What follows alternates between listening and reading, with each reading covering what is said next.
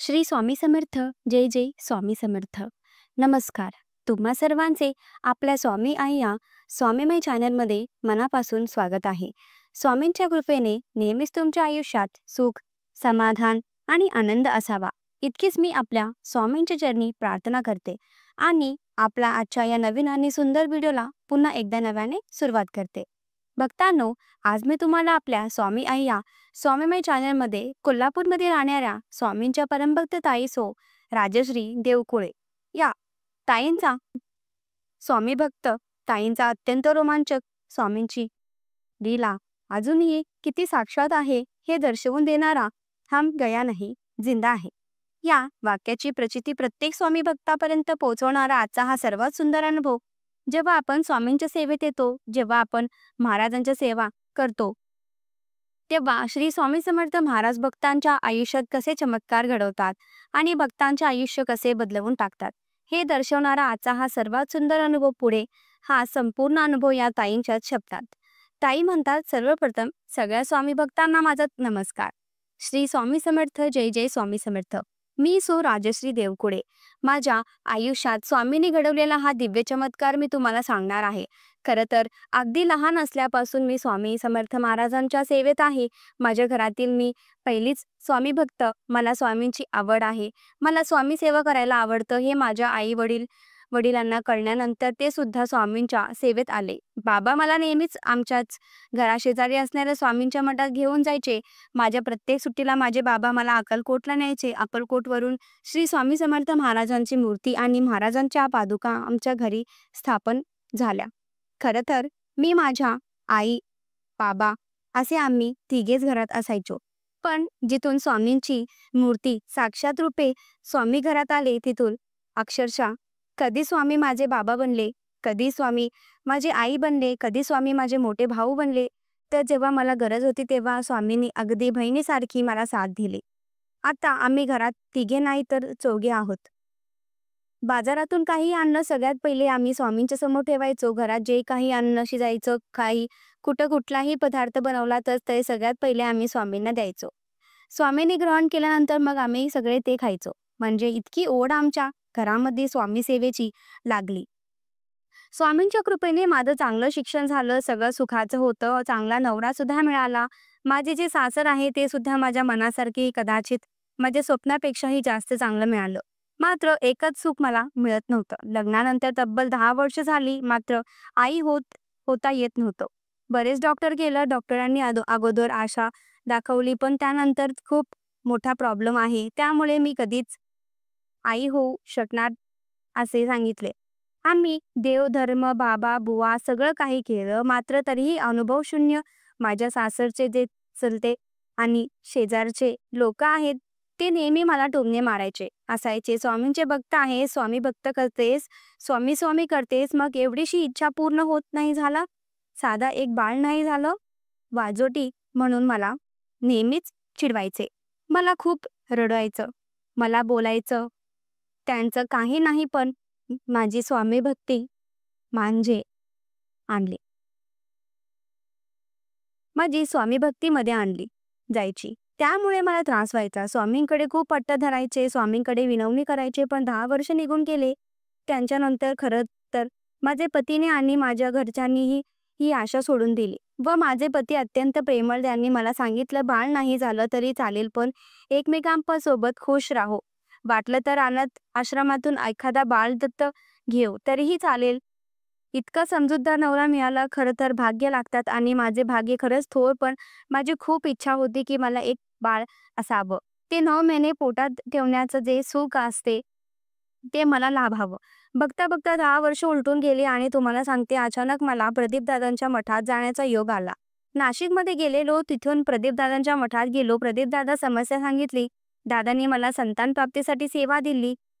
नाशिकवरून निघता आम्ही गुरुपीठात गेलो आणि तुम्हाला सांगते, गुरुपीठातील पूज्यनीय गुरु माऊलींची सुद्धा भेट झाली आणि जणू काही स्वामी बोलवता आहेत, काहीतरी अजून सेवा करून घ्यायची त्यांची इच्छा असावी, असं सगळं काही होतं. त्यानंतर माऊलींचे दर्शन झालं. आम्ही घरी आलो.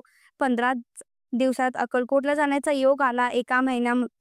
एवढे सुंदर 3 दर्शन साक्षात रूपी स्वामींनी बोलवण्यासारखं अगदी सगळं काही उत्तम अक्कलकोटला जाऊन आलो आणि मग विचार केला की आता प्रदीप दादांनी दिलेल्या सेवा सुरुवात करूयात. दादांनी संतान प्राप्तीसाठी मला सेवा दिली. ती पूर्ण सेवा मी पूर्ण केली. मात्र तरीही अनुभव काहीच नाही.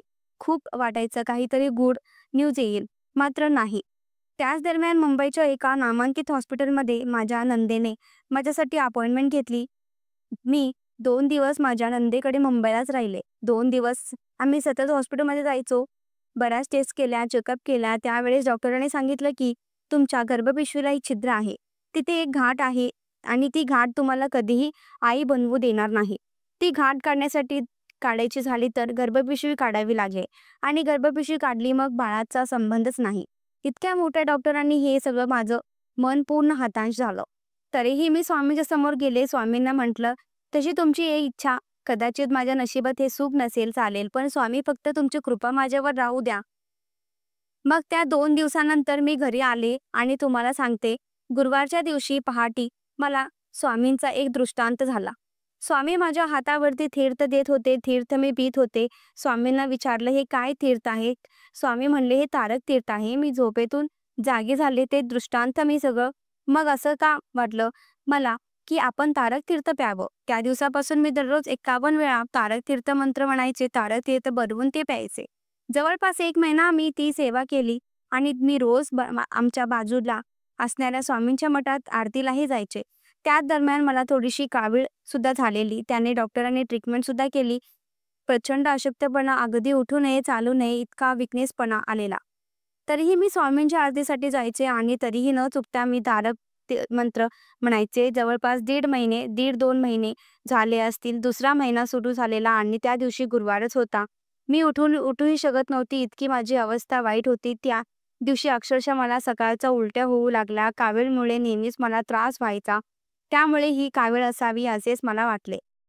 दिवसभर चक्कर येत होती, सतत उलट्या होत होत्या.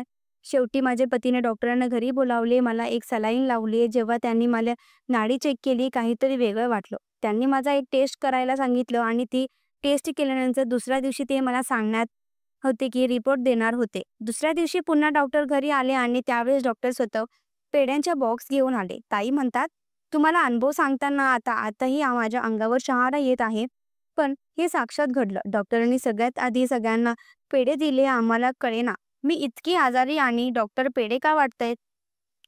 तरीही आमच्या लक्षात येईना, पण त्यांनी डॉक्टरांनी सांगितलं की गुड न्यूज आहे. मी खूप खुश होते, आनंदात होते. घरातले आनंदित होते, फक्त माझे पती एकटेच नाराज होते. एवढं मोठं सुख मिळाल्यानंतर कुणीही खुश होणार, पण पती माझी चिंता होती, कारण गर्भपिशवीत गाठ होती आणि त्यामुळे माझ्या जीवाला भीती होती.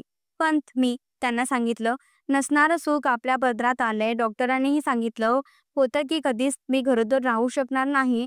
तरीही आज एवढी मोठी गुड न्यूज गुरुवारच्या दिवशी आलेली आहे. तर काहीतरी चमत्कार आहे. स्वामींनी पदरात माझ्या ओटीत हे बाळ टाकले, तर त्याला मोठं करायचं आणि त्याला वाढायचं सामर्थ्य स्वामीमध्ये मी माझ्या पतीची समजूत काढली. 9 महिने पूर्ण झाले. 9 महिन्यानंतर एप्रिल महिना होता आणि एप्रिल महिन्याने बरोबर माझा 9वा महिना होता. तुम्हाला सांगते, ज्या दिवशी स्वामी समर्थ महाराजांचा प्रकट दिन त्याच दिवशी पहाटे मला जोरजोराने कळा येऊ लागल्या. बाजूला असणाऱ्या सरकारी हॉस्पिटलमध्ये आधी दाखवण्यासाठी गेलो आणि तिथे माझी डिलिव्हरी झाली. स्वामींच्या प्रकट दिनांच्या दिवशी मला मुलगा झाला. हा आमच्या आयुष्यातील सर्वात मोठा चमत्कार. मी सुद्धा ठीक, माझं बाळ सुद्धा ठीक. आज माझ्या बाळाला 3 वर्ष झालेली आहे. सगळं उत्तम आहे. ही स्वामी कृपा, ही स्वामी लीला अगटित आहे. खूप इच्छा होती तुमच्यापर्यंत माझा हा अनुभव पोहोचवण्याची. आज मी स्वामी शक्ती या स्वामीमुळे, स्वामी आई या ताईमुळे अनुभव तुमच्यापर्यंत मला पोहोचवता आला. खरंच खूप समाधान वाटते. धन्यवाद. श्री स्वामी समर्थ भक्तांनो, अंगावर शहारा, दिव्य अनुभव, हम गया नहीं जिंदा है या वाक्याची प्रचिती देणारा आजचा हा अनुभव तुम्हाला कसा वाटला कमेंट करा. तुमचेही काही अनुभव असतील तर नक्की शेअर करा आपल्या चॅनलवरती. श्री स्वामी